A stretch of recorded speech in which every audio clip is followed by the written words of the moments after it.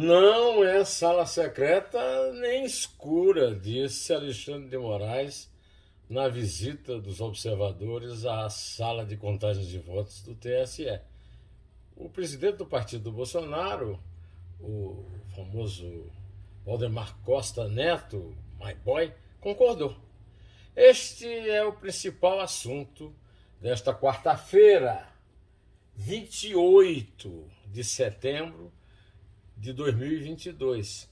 Nela também comentarei o corte de 97% do governo Bolsonaro, desgoverno Bolsonaro, em despesas de educação, o apoio de 4 ex-ministros que foram presidentes do Supremo, a candidatura Lula e a juíza Érica Soares de Azevedo Mascarenhas,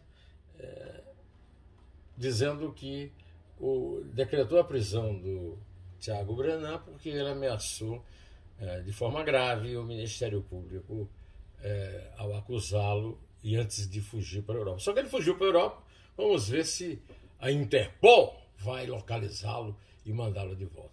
Mas antes de falar nisso, vamos agradecer a você pela sua paciência, pela sua perseverança e pelo seu apoio ilimitado a esse meu canal no YouTube.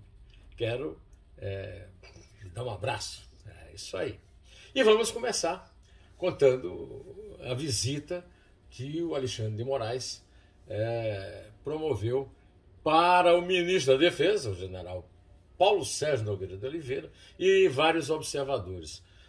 Eu tenho observado uma insistência no tribunal em provar a inocência dessa sala, e tem um testemunho importante do presidente do partido pelo qual o Jair Bolsonaro disputa a reeleição, que é o dono de Mogi das Cruzes, né?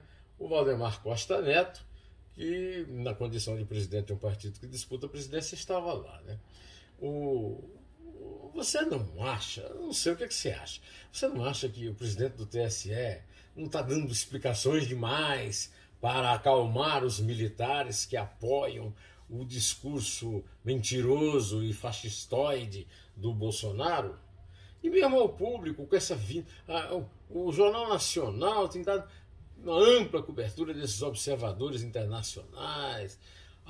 Fica parecendo uma coisa que minha vovó Nanita dizia: meu filho, aí tem coisa, quando eu ia dar alguma explicação exagerada para ela, né? Será que aí tem coisa? Isso não produziria um efeito inverso ao pretendido, à propaganda e do próprio presidente do Tribunal Superior Eleitoral? O que é que você acha?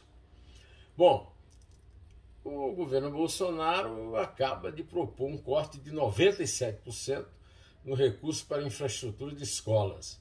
Só há dinheiro para comprar um ônibus em 2023. Um ônibus para todas as escolas do Brasil. E ainda vem perguntar por que é tão deficiente o ensino no Brasil, né? O orçamento para a capacitação de profissionais da educação no próximo ano foi reduzido em 95%. A merenda encolheu, virou uma entrega de suco em pó, ovo dividido e carimbo para não repetir. E o Bolsonaro quer ser eleito, ele acha que vai ser eleito porque está dando um auxílio e mais um empréstimo, um Auxílio Brasil e mais um empréstimo consignado para os tontos que resolveram, ou tontos ou muito necessitados, que resolvam pegar um empréstimo conscientes de que não vão pagar. O resultado disso tem sido uma verdadeira avalanche de voto útil aí, né? Hoje mesmo estão as notícias de Carlos Veloso, que foi indicado por Fernando Collor de Mello, Nelson Jobim, indicado por Fernando Henrique Cardoso, Celso de Mello, indicado por José Sarney, e Joaquim Barbosa, por Lula, para o Supremo Tribunal Federal, e do qual os 4 foram presidentes. Enquanto eu gravo esse vídeo, a campanha do Lula espera por apoio do ministro sergipano, né, e poeta Carlos Aires Brito, petista, foi candidato a deputado do PT, não tem por que negar o voto ao Lula. Agora, foi muito impactante o voto do Joaquim Barbosa, porque o Bolsonaro tentou fazer uma fake news com uma declaração dele, que o Bolsonaro teria sido o único deputado incorruptível no seu tempo, que não era verdade, e agora o Joaquim Barbosa, que foi o mais atuante presidente do Supremo na punição à corrupção do PT, dizer que votará em Lula. Ao contrário dele, Marco Aurélio Mello, que foi presidente do Supremo, do Tribunal Superior Eleitoral, etc., disse que votar em Lula seria negar sua trajetória como juiz. Ele contou, inclusive, eu já votei no Lula, mas agora não voto porque seria negar sua trajetória como juiz. Talvez essa seria uma frase boa para os 4 que resolveram apoiar o Lula, né?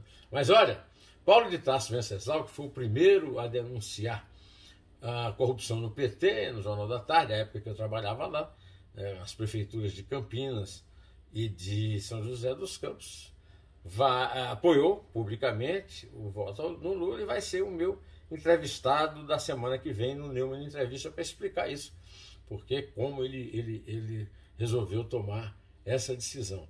Nesta semana, você já pode acompanhar uma explicação dada pelo Miguel Reale Júnior, filho do grande filósofo e poeta Miguel Reale, e autor do impeachment da Dilma, que na entrevista a mim, e antes disso ele já tinha dado o seu apoio ao Lula, depois de ter participado daquele movimento da Faculdade de Direito contra a implantação do fascismo, do fascistoide, né? Porque não é fascismo isso que o Bolsonaro quer aplicar aqui, ele e os seus militares, aos quais ele dá grandes aumentos. O último foi de 2019, que está sendo aplicado agora, 66% para os militares.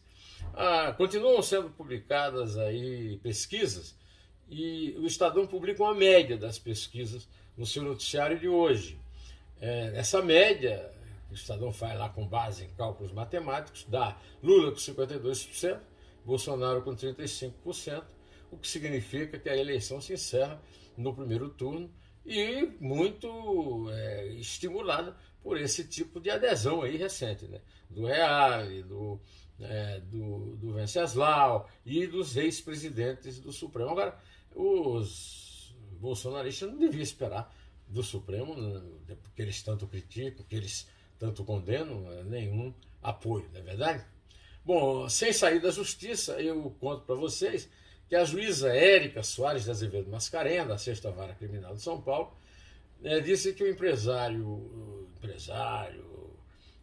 assediador, paquerador, criminoso sexual Tiago Brenan mandou um e-mail substancialmente ameaçador ao Ministério Público. Essa afirmação ela foi feita na decisão na qual a juíza decretou a prisão preventiva do empresário que está fora do Brasil e não cumpriu a ordem para que retornasse ao país. Ele está na lista negra lá da Interpol, a Polícia Internacional. Agora, depois que ele fugiu, ficou um rastro de suspeita. Fugiu no dia em que foi indiciado pelo Ministério Público. Alguém vazou essa notícia para ele e não pode ter sido um vazamento gratuito. É provável que tenha valido um bom dinheirinho, que pobre ele não é. Eu já falei na entrevista do Miguel Reale Júnior, não posso deixar de falar do Dois Dedos de Prosa, do Alexei Bueno, que está no ar essa semana, que despertou entusiásticos elogios do grande, do super, do poeta maior, Carlos Dejá, da Academia Brasileira de Letras, e também de outro grande poeta, o meu amigo paraense, Pedro Galvão. Estou entusiasmado essa entrevista. O Alexei é um craque em matéria de teoria poética. E não é à toa que ele está prefaciando o meu livro, que está para sair, de poesias inéditas, antes de atravessar pela editora Ibis Libris, do Rio de Janeiro. Bom, antes que o meu livro seja editado e antes que o dia acabe, eu deixo aqui o meu abraço para você, que continua me seguindo, direto ao assunto. Em té!